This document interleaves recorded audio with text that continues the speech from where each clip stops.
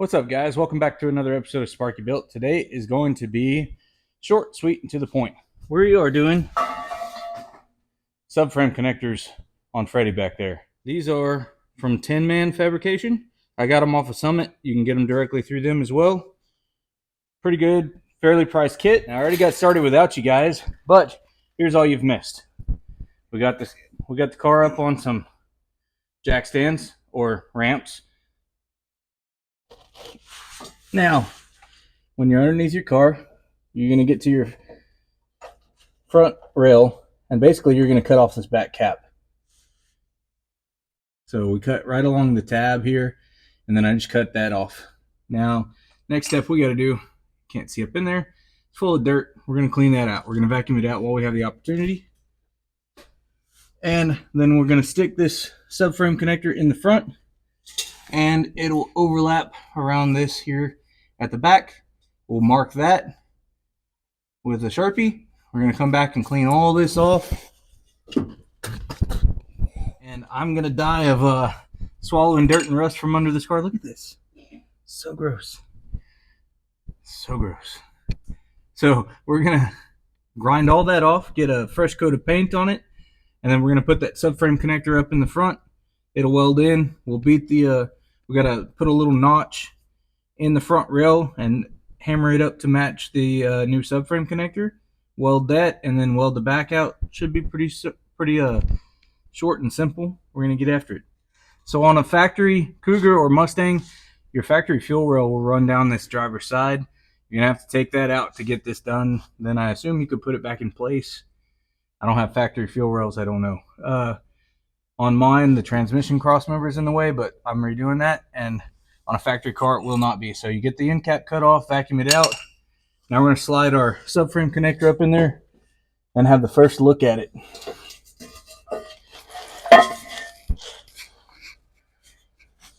It's got this plate on the side of the front. That should go towards the inside of the car, if I'm not mistaken.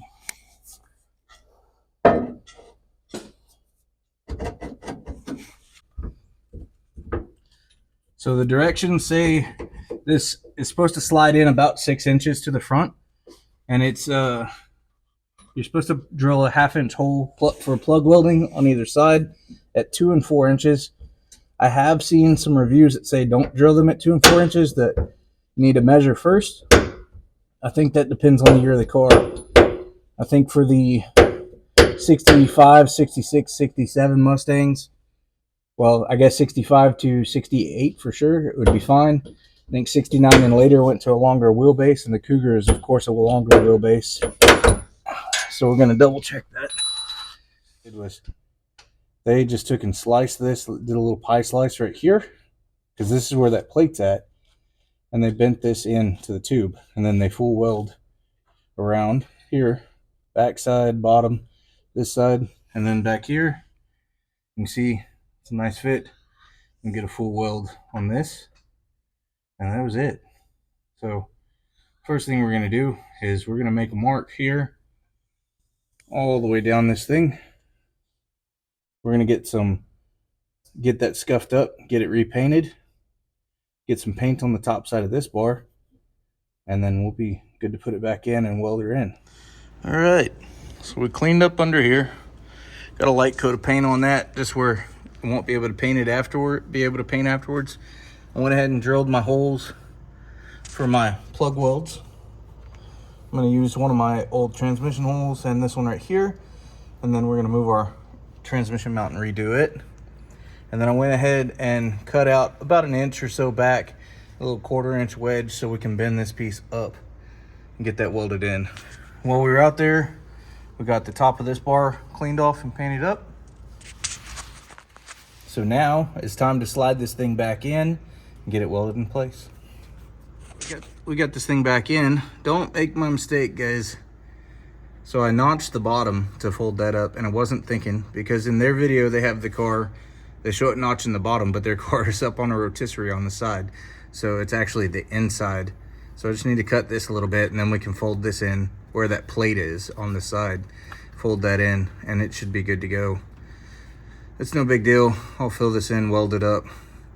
We're gonna, like I said, just slice this here so this plate can be in, and then we match our plug holes on the other side, so we're good there.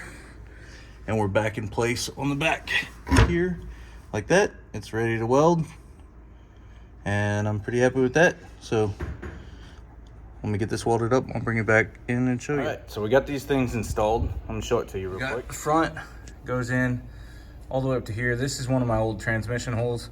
I gotta patch this up, but I got it plug welded here. On the other side, got it fully welded around here. Go to the back. It's ugly, but I got it fully welded all the way down here and around the plate on the other side. So now we just gotta do the same exact thing on the opposite side. And that's all there is to it. So not too much work. You guys in the garage with car on some sketchy ramps or jack stands, however you want to do it, should be able to knock this out in a couple hours or less, especially if your car isn't rusty and filthy like mine. So get out there and build something, guys. Get your race car on the road. Thanks for watching. Thanks for subscribing.